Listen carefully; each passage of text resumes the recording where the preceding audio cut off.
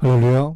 오늘은 창세기 강의 두 번째 시간 1장 2절의 말씀을 살펴보도록 하겠습니다. 우리 1장 2절을 같이 읽지요. 땅이 혼돈하고 공허하며 흑암이 깊음 위에 있고 하나님의 영은 수면 위에 운행하시니라. 아멘. 우리는 이 말씀을 본문으로 창조 직후 최초의 상태라는 주제로 말씀을 보겠습니다. 우리는 성경을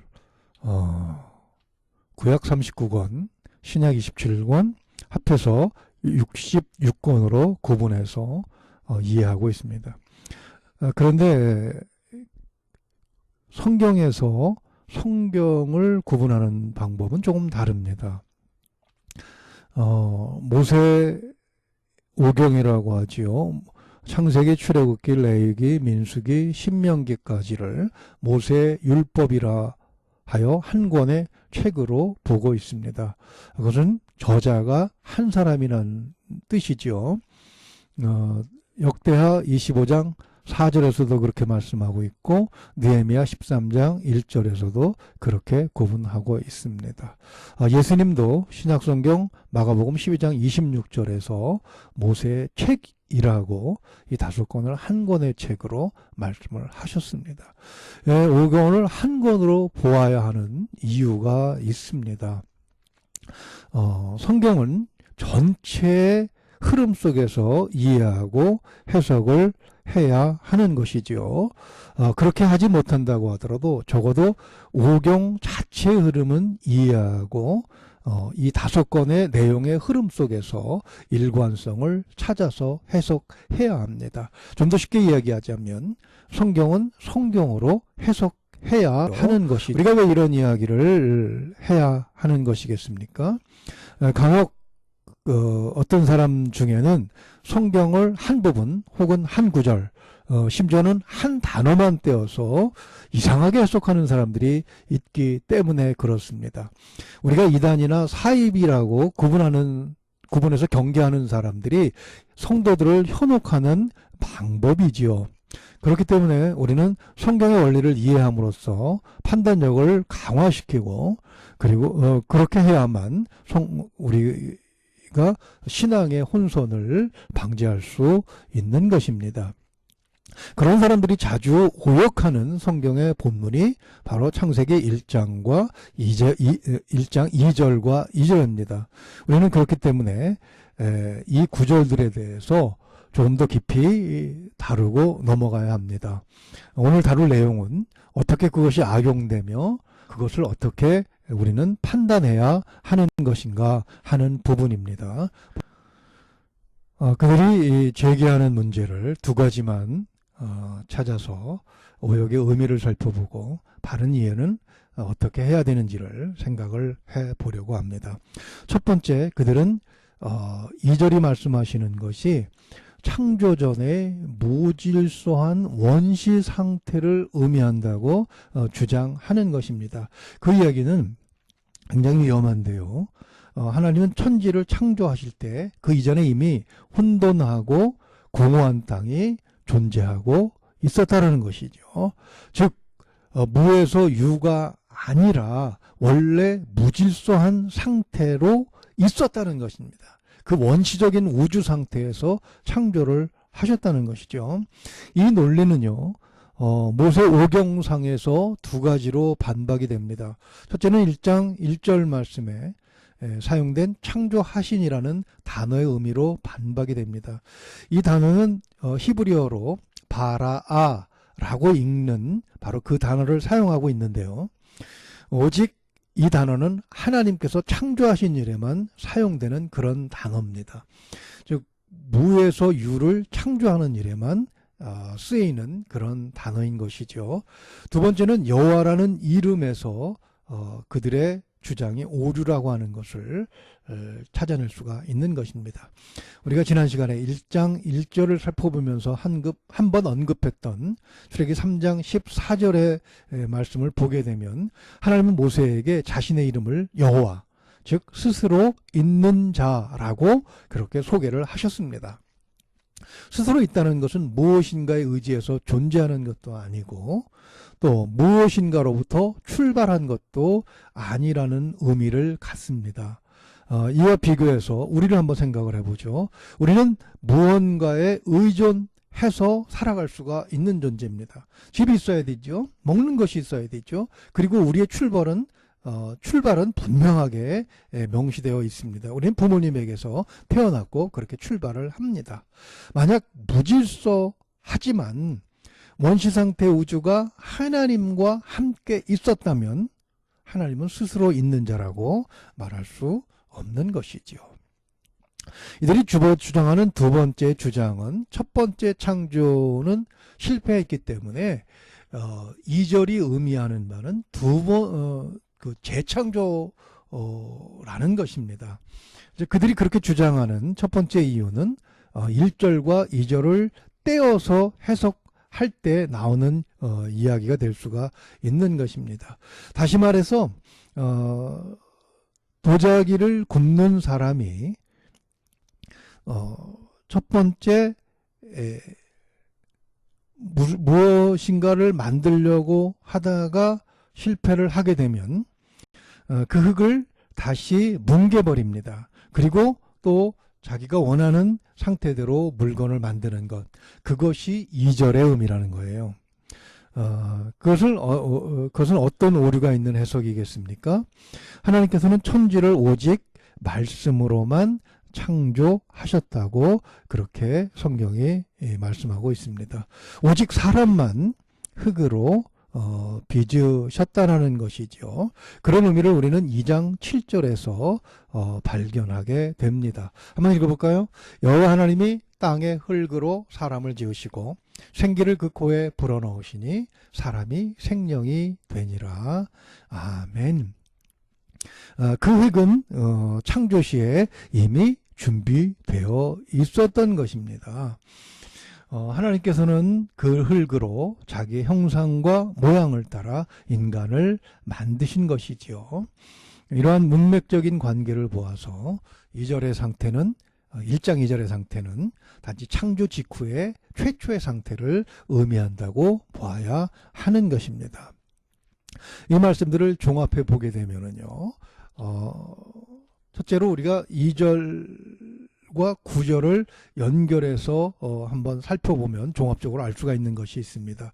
2절 말씀, 즉 흑암이 땅 위에 있고 땅은 물로 덮여 있었기 때문에 혼돈하고 공허한 상태였는데 이것이 1장 9절에서 어떻게 됩니까? 하나님이 이르시되 천하의 물이 한 곳으로 모이고 물이 드러나라 하시니 그대로 되니라. 아멘. 즉 하나님께서 질서를 잡아주셨기 때문에 이런 모습이 된 것이지요. 그러므로 2절 말씀은 하나님께서 질서를 잡아주시기 전의 상태를 표현한다고 볼 수가 있는 것입니다. 단어의 사용에서도 우리는 이 의미들을 좀 찾아볼 수가 있는데요. 2절에서 사용한 혼돈이라는 단어와 하나님께서 질서를 잡아주신 다음에 사용된 좋았더라는 단어를 줄시해서 볼 필요가 있습니다. 히브리어를 보게 되면 혼돈이라는 단어는 토후라는 단어를 사용하고 있고요. 좋았더라는 단어는 토부라는 단어를 사용하고 있습니다. 발음상 또 어감상 비슷한 느낌이 있죠. 이렇게 사용된 것은 물론 의도하는 바가 있습니다. 이 의도하는 바는 모세오경뿐만 아니라 구약 전체를 흘러가면서 하나님께서 창조하신 그 의미와 또 성경을 기록하신 주제 사이에서 하나님의 뜻을 우리로 하여금 더 쉽게 알 수 있게 만들어주고 있는 것이죠. 그렇다면 혼돈과 공허가 의미하는 것은 무엇이겠는가? 우리가 심도 있게 한 번 더 이 말씀을 살펴보겠습니다. 이 단어의 직접적인 의미를 먼저 살펴보게 되면요. 첫째는 창조의 순서를 주목해 볼 필요가 있다는 것입니다. 창조의 과정을 보게 되면은요, 모든 것이 창조된 다음에 인간이 창조되고 있는 것을 볼 수가 있습니다. 그것은 창조의 목적이 인간에게 있다고 하는 것을 보여주시는 것이죠. 최초의 창조의 상태는 혼돈과 공허였습니다. 해밀턴이라고 하는 신학자는 그것을 사막과 황무지로 비유를 하고 있습니다.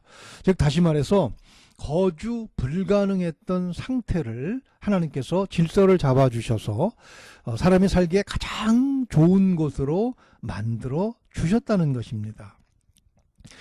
인간이 거주할 수 있는 가장 편하고 아름다운 곳, 그것은 하나님께서 질서를 잡아주셨기 때문에 가능하다라는 의미가 되겠죠.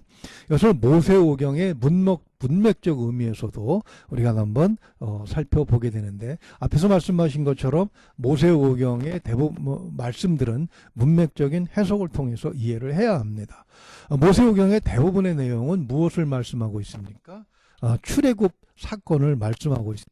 심지어는 창세기를 보더라도 아브라함이 등장하는 12장 1절 이후의 말씀들은 전부 출애굽과 연관이 있는 것을 볼 수가 있습니다. 애굽에 아브라함의 후손들이 들어가고 거기서 400년간 대민족을 이루어서 그 다음에 해방되게 되는 것이죠. 그렇다면 해방 후에 광야의 생활은 어떠했습니까? 우리가 신명기 32장 10절의 말씀을 살펴보게 되면 이렇게 말씀하고 있습니다. 여호와께서 그를 황무지에서 짐승이 부르짖는 광야에서 만나시고 호위하시고 보호하시고 자기의 눈동자같이 지키셨도다. 아멘. 즉 광야의 상태는 황무지입니다. 이 황무지라고 하는 것은 공허함과 혼돈함이 지배하는 그런 땅인 것이죠. 하나님께서 그들을 광야에서 보호하셨다가 40년 후에 가나안 땅에 들어가게 되는 것입니다. 그러나 광야라고 해서 하나님께서 안 계신 것은 아니죠. 이스라엘 백성이 40년 동안 그곳에서 살 수 있었던 이유는 하나님께서 그들을 보호하셨기 때문입니다. 창조 후에 혼돈과 공허가 지배하던 땅에 수면 위에 하나님께서 그 위에 계셨던 것처럼 그것을 신명기 32장 10절이 말씀하고 있는 것입니다. 이스라엘이 비록 광야에 있었지만 창세기 1장 2절 말씀이 의미하는 것처럼 하나님은 그렇게 지켜보시고 보호하시고 호위하셨다는 것입니다. 그리고 혼돈과 공허라는 의미와 그 다음에 좋았다라는 의미가 창세기에서 계속 반복되고 있습니다. 그 의미는 이 모세오경 전체에서 어떻게 사용되고 있는 것이겠습니까? 이스라엘 백성의 경우를 보게 되면 광야 40년 후에 가나안 땅에 들어갑니다. 혼돈과 공허가 지배하던 땅에서 모든 질서가 잡힌 가나안 땅에 들어갔을 때 그들은 얼마나 그 좋은 것에 대해서 감사했겠습니까? 그것을 제사로 표현하지요. 그러나 놀랍게도 그들은 시간이 지나면서 우상을 숭배하고 하나님을 배신하면서 말씀에 불순종합니다. 말씀대로 살기를 거부했을 때 그 결과가 어떻게 됩니까? 에레미야 4장 23절을 보게 되면 혼돈이라는 단어가 다시 등장합니다. 보라, 내가 땅을 본즉 혼돈하고 공허하며 하늘에는 빛이 없으며, 이렇게 되어 있습니다. 이스라엘이 좋은 것을 지키지 못했기에 그 좋은 것은 다시 혼돈과 공허가 지배하는 땅으로 변해야 합니다. 그러기 위해서는 이스라엘이 그 땅에서 추방되어야 하는 것이지요. 다시 혼돈과 공허가 지배하는 땅, 그 땅에 대해서 에레미야 4장 26절은 이렇게 표현하고 있습니다. 좋은 땅이 황무지가 되었으며 그 모든 성읍이 여호와 앞, 그의 맹렬한 진노 앞에 무너졌으니 아멘. 우리가 살고 있는 모든 환경은 하나님 안에 있을 때 보기 좋은 상태를 유지할 수 있는 것입니다. 하나님께서 손을 떼신다면 우리의 삶은, 그리고 우리가 살아가는 곳은 혼돈과 공허로 폐허처럼 되어 버리는 것이겠지요. 땅만 그렇게 되는 것이 아니라 우리의 마음도 우리의 삶의 상태도 그렇게 되어 버리는 것입니다. 그러므로 우리는 하나님께서 질서를 잡아주신 바로 그 원리를 따라 살아가야 하는 것이 이렇게 정리할 수가 있겠습니다. 창세기 1장 2절의 말씀은 바로 창조 직후의 땅의 상태를 강조하고 있다는 것입니다. 왜 땅이 강조되고 있는 것이겠습니까? 땅은 바로 인간이 거주하고 생활하는 곳이기 때문에 그렇습니다. 즉 다시 말해서 창조의 목적이 인간임을 강조하기 위해서 기록된 것이 창세기 1장 2절의 말씀입니다.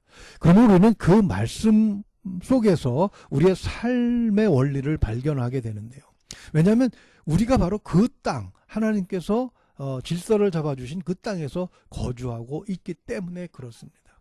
하나님께서 지키시고 보호하실 때에 우리는 그 땅에서 질서를 누리며 질서 가운데 좋은 것을 누리며 살 수가 있습니다. 그렇지 않으면 공허와 혼돈이 지배하게 되겠지요. 우리는 살면서 공허와 혼돈을 느낄 때가 있습니다. 그렇지만 공허와 혼돈하다고 해서 하나님께서 안 계시는 것이 아니죠. 코로나19로 인해서 하나님이 어디 있느냐라고 질문하는 사람들이 있습니다. 그러나 1장 2절이 우리에게 말씀하시는 바는 그런 가운데서도 하나님의 신이 수면 위에 운행하시는 것처럼 하나님께서 지켜보고 계심을 우리는 기억해야 하는 것입니다. 그래서 히브리서 11장 6절의 기자는 이렇게 말씀을 하고 있습니다. 비록 보이지 않는다고 하더라도 믿음이 없이는 하나님을 기쁘시게 하지 못하나니 하나님께 나아가는 자는 반드시 그가 계신 것과 또한 그가 자기를 찾는 자들에게 상 주시는 이심을 믿어야 할지니라. 아멘. 여러분과 저는 하나님께서 질서를 잡아주신 아름다운 땅에 살고 있습니다. 좋은 것들은 하나님께서 질서를 지켜주셨기 때문이죠. 하나님께서 불꽃 같은 눈으로 지키시고 보호하시고 인도하시지 않는다면 이 땅은, 우리가 살고 있는 땅은 공허와 혼돈이 지배하게 될 것입니다. 코로나19로 인해서 삶이 무너지고 또 어려워지는 그런 상태에 우리가 살고 있습니다. 그렇지만 하나님은 우리를 보고 계심을 기억해야 합니다. 그 이유가 무엇인가를 생각하면서 우리가 하나님 앞에 한 걸음 더 나아가서 하나님께 기도하면서 이 어려움을 이기고 다시 하나님께서 우리의 삶을 질서를 잡아주시기를 기도해야 될 때가 바로 우리는 기억해야 하는 것입니다. 기도하겠습니다. 하나님 아버지, 1장 2절의 말씀을 통해서 비록 하나님께서 우리와 우리 눈에 보이지 아니하시지만 하나님은 창조 직후에 아직 질서가 잡히기 전에 혼돈과 공허가 지배하던 그 땅, 그것도 지켜보고 계셨던 것처럼 하나님이 우리를 지켜보고 계심을 알게 하심을 감사합니다. 우리들이 누리는 모든 좋은 것들은 바로 그렇게 혼돈과 공허함 속에서 무질서하던 것들을 하나님께서 질서를 잡아주셨기 때문임을 말씀을 통해서 확인했사오니 좋은 것을 누릴 때마다 그리고 좋은 것을 느낄 때마다 우리가 하나님 앞에 감사함을 잊지 않게 하시기를 원합니다. 하나님, 참으로 좋은 것을 우리에게 주심을 감사합니다. 우리의 삶의 때때로 코로나19처럼 혼돈과 공허가 찾아오는 것은 이스라엘 백성들이 하나님 말씀에 불순종했을 때에 그 땅에 혼돈과 공허가 지배하게 되고 그리고 그렇게 되기 위하여 이스라엘 백성들이 그 땅을 떠나야 하는 것처럼 하나님, 우리에게 문제가 있음을 한번 생각해 볼 수 있는 지혜가 있게 하시옵소서. 성령께서 함께 하시고 이 어려운 시기에 오히려 하나님의 귀한 진리의 말씀, 하나님의 창조 원리 속에서 발견할 수 있는 우리가 되게 하시고 그 원리를 회복함으로 우리의 삶이 다시금 하나님 보시기에 좋은 삶으로, 우리들이 느끼기에 좋은 삶으로, 우리들이 누리기에 삶으로 변화될 수 있도록 그렇게 되기를 소망합니다. 하나님, 우리와 함께 하시고 지혜롭게 하여 주시옵소서. 간절히 소망하옵고 나오며 우리 주 예수 그리스도 이름으로 기도하옵나이다. 아멘.